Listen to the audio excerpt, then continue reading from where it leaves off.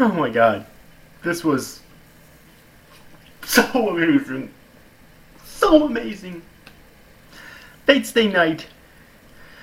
Unlimited blade works, unlimited hype works, unlimited budget works, whatever unlimited Saber works, there we go. Whatever the fuck you want to call it. Episode 1 is out now.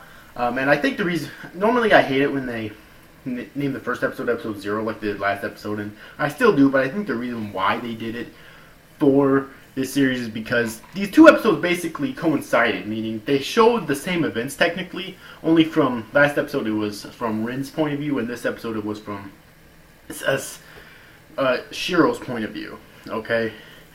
And basically both the events happened at the same time, okay, but they were just showing different point of views, and actually at certain times they coincided with each other, meaning they lapped over. Such as when Rin, if you remember last episode, when Rin came across Shiro,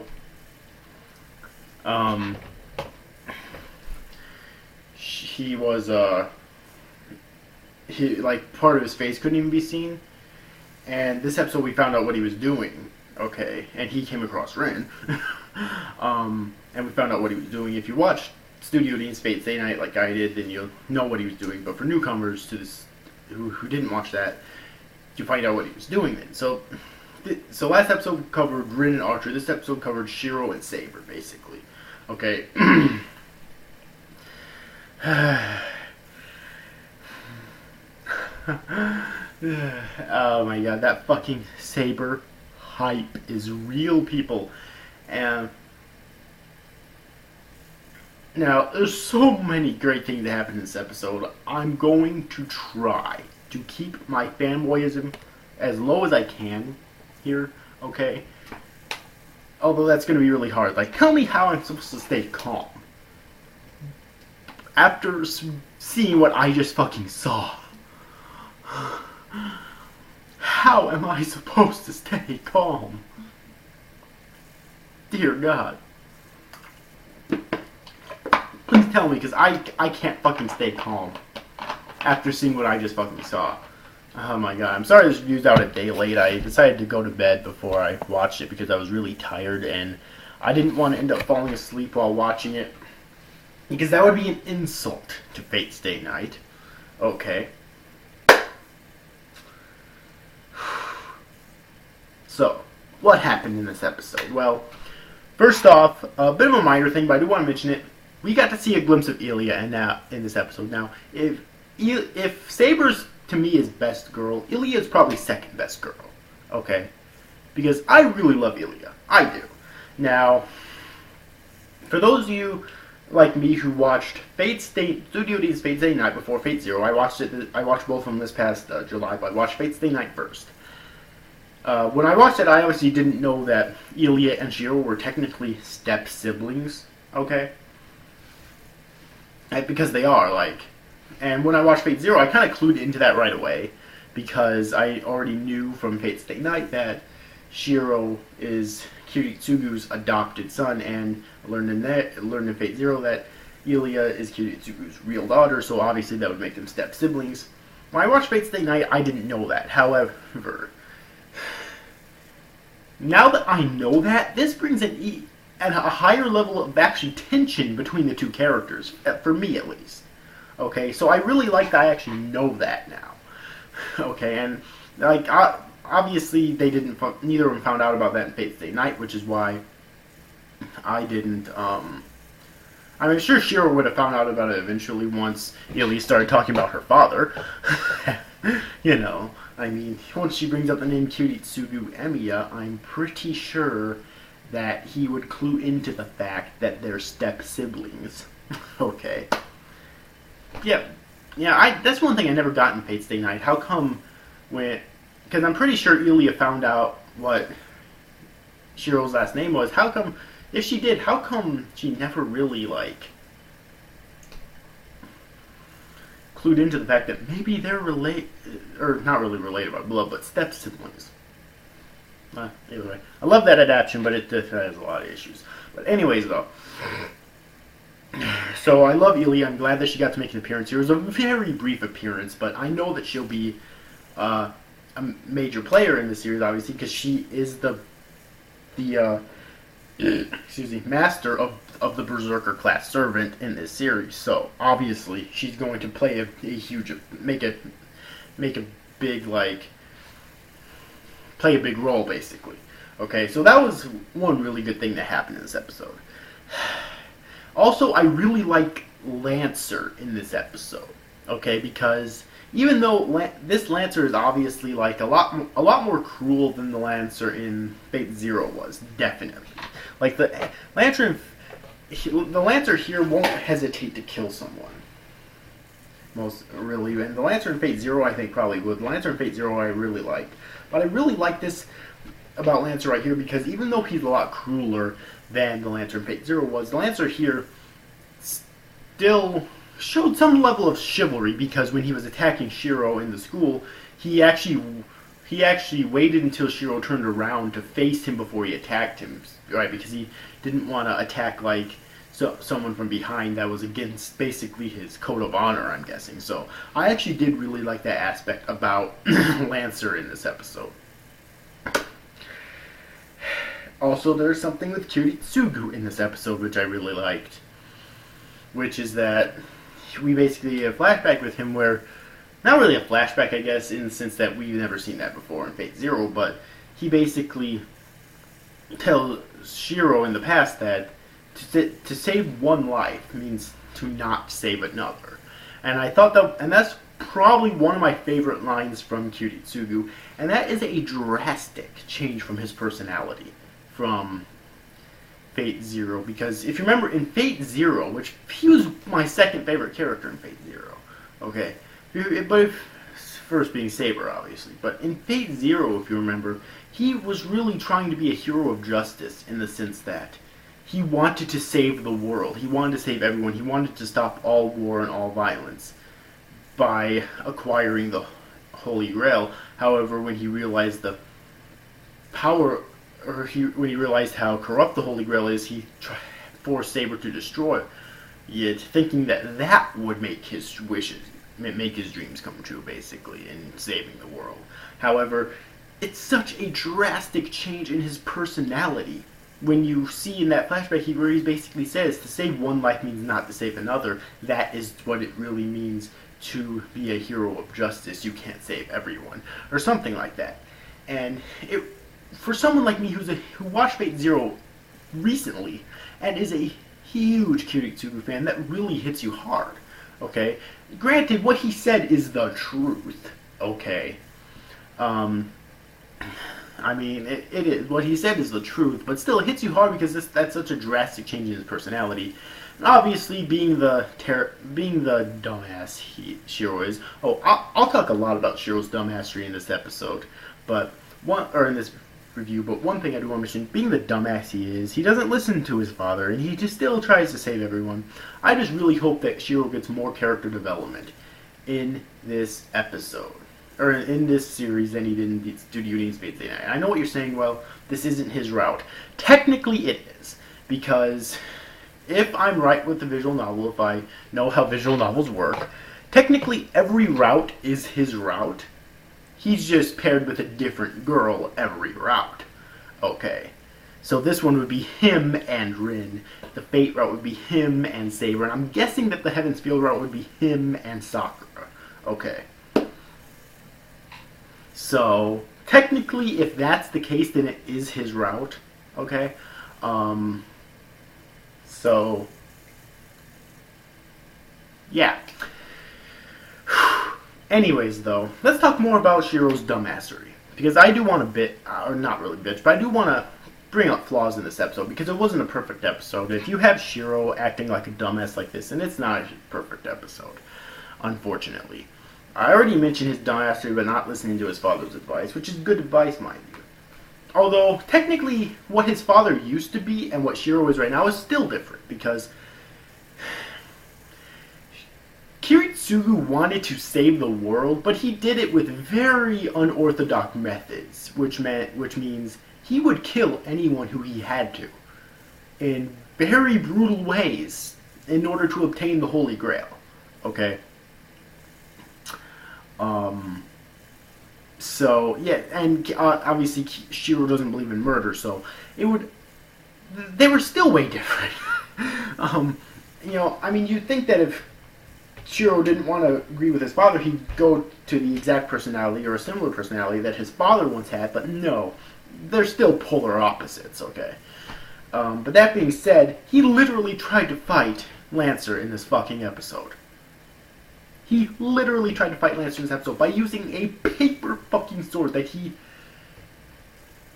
infused his minuscule amount of fucking magic in. Now, I want to clarify here. A lot of people think that one of the reasons I hate Shiro is because he's not a very great mage, but that's not the case. I don't care about that. Okay, I really don't. The thing is kind of Deus Ex Machina, I guess, that he somehow summoned Saber, even though he didn't even know about the war to begin with. And I'm guessing his father didn't tell him about it because he wanted his son to stay out of it, but I'm guessing that. But that's not the case. It's the fact that he tries to do so much, and yet he only has a minuscule amount of magic. He literally took a paper sword, molded it with his magic, and tried to fight fucking Lancer with it. And he survived, but obviously Lancer was toying with him. Okay? A mage as lowly as fucking Shiro can't, fight against a servant like that, okay? Granted, Kiritsugu I don't think was the greatest mage, although he might have been better than Shiro. I still don't think he was the greatest mage, but some advantages he had was that he obviously had his command seals, and he didn't, in case he absolutely needed them, but he didn't use any of them until the very end. And he was obviously aware of the war too, He was aware, he purposely summoned Saber, which is proof that he has way more fucking magic than his son ever had. Or at least has right now. Okay, but also he was able to use magic to go great speed so he could escape from danger a lot easier, And he was also extraordinarily fucking intelligent. Extraordinarily fucking intelligent. To the point to where I would call him a bona fide genius, okay? A bona fide strategical fucking genius. That's what Kiritsugu was. His son is nothing like that. That could possibly be because they're not actually related, so Kiritsugu's blood isn't actually flowing through his veins. I honestly think Kiritsugu might benefit if it was. But that being said, he seriously tried, and Lancer killed him off. Well, Lancer killed him once, then Rin saved him. Then Lancer tried to kill him again, and I have to give Shiro credit with one thing, though. One thing and one thing only, and that is that at least he kind of thought ahead, and he had this paper shield made with his magic that kind of protected him. He still flew back, but it kind of protected him, so I have to give him credit for thinking ahead, but that's it. Other than that, so far, his character is shit. Okay? It really is. I've been told he improves. I really hope he fucking improves.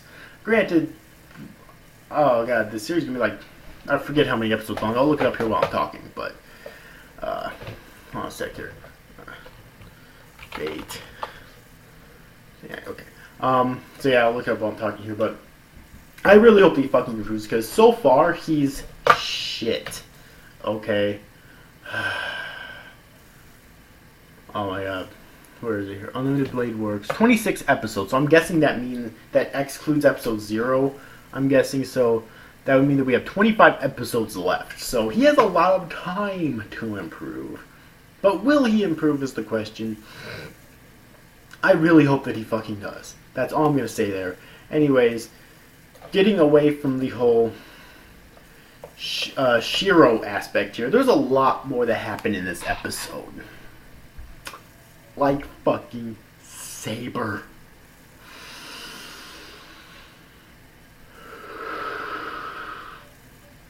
Fucking Saber.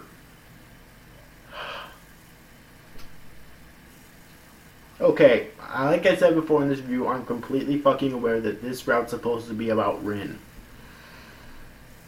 But you cannot tell me that Saber hype is not fucking real. You cannot tell me that. The Saber hype is so real right now. At least for this episode it was. And here's the thing. I'm perfectly fine with Shiro ending up with Rin in the end. Even though she's... Well, in terms of girls he'd end up with, I'd say she'd be second. But I'm perfectly fine with it as long as they do Saber justice. If they do her justice, fine. But they better not fucking half-ass her in the future. Okay, they didn't in this episode, they better not in the future. Okay?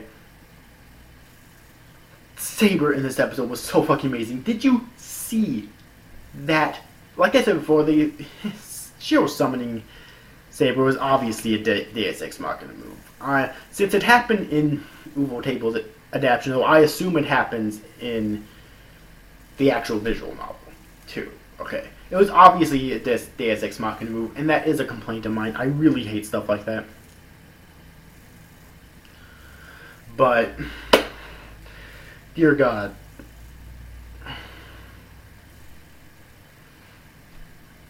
Did you see that fucking fight between Saber and Lancer? I don't know what was better, Saber versus Lancer or Archer versus Lancer, because both of them were amazing. That last episode obviously was Archer versus Lancer, and this episode obviously was Saber versus Lancer. That fucking fight, that fucking animation, that God damn it! This is why people are calling this unlimited budget works. Did you see that fucking CGI when Saber dodged that supposedly undodgeable attack, or she blocked the unblockable attack or whatever it was from Lancer, and she kind of got her ass kicked a little bit. I mean, she obviously wasn't defeated permanently, but obviously if she used her noble phantasm Excalibur, then she would have killed Lancer.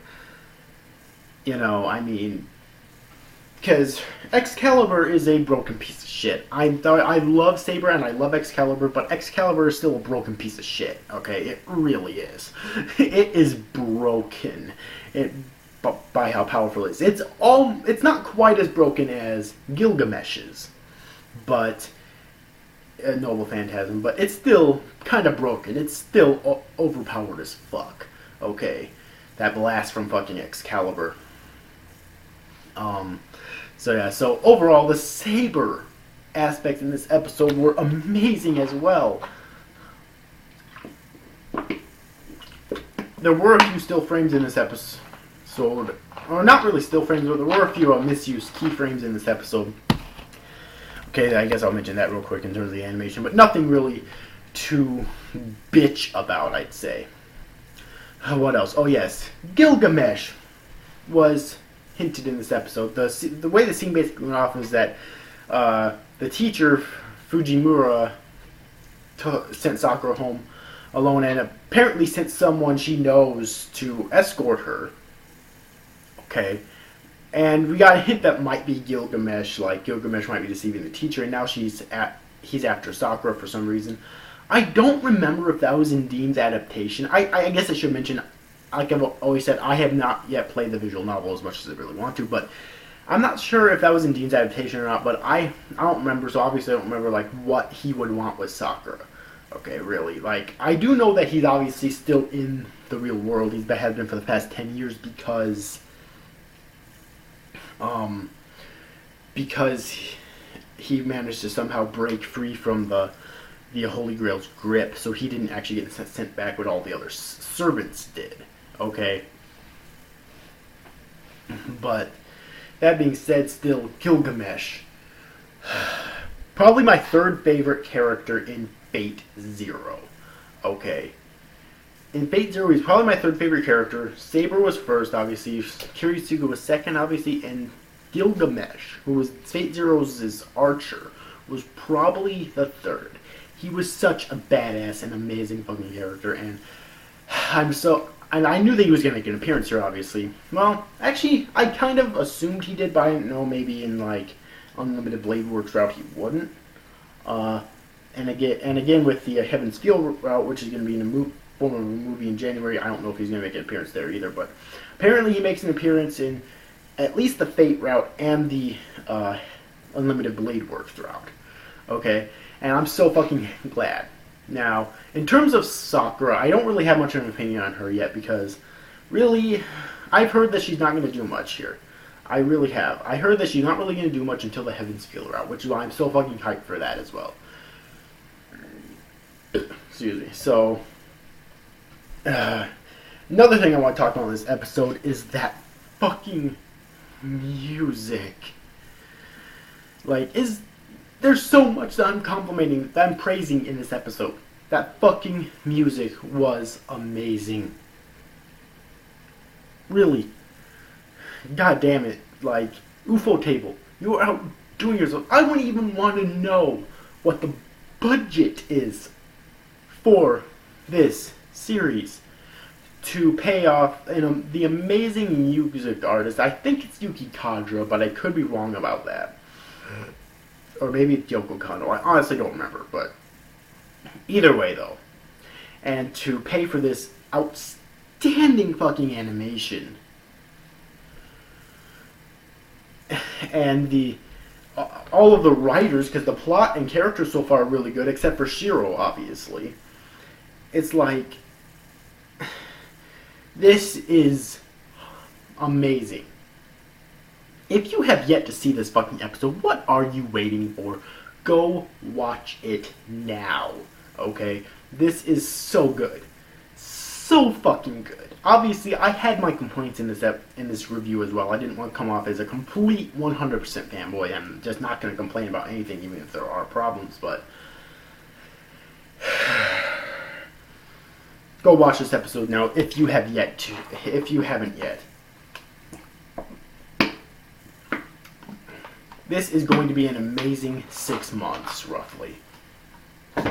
Really.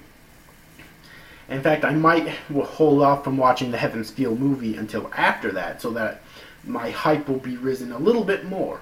Because obviously this is going to last past January, you know. So anyways, I think I'm going to wrap up this review. This has been going on for a while. How long exactly? Holy shit. Yeah, this has been going on for a while now, so I'm going to wrap up this review. Amazing fucking episode. Like, this is almost Fate Zero quality shit here. I mean, in terms of the plot and characters, it's that damn...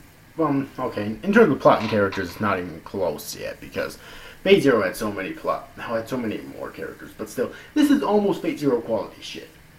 This is almost masterpiece level shit, and it could definitely turn out to be a masterpiece by the end. So anyways, overall, hope you enjoyed this review, guys. Thank you for watching. Bye-bye.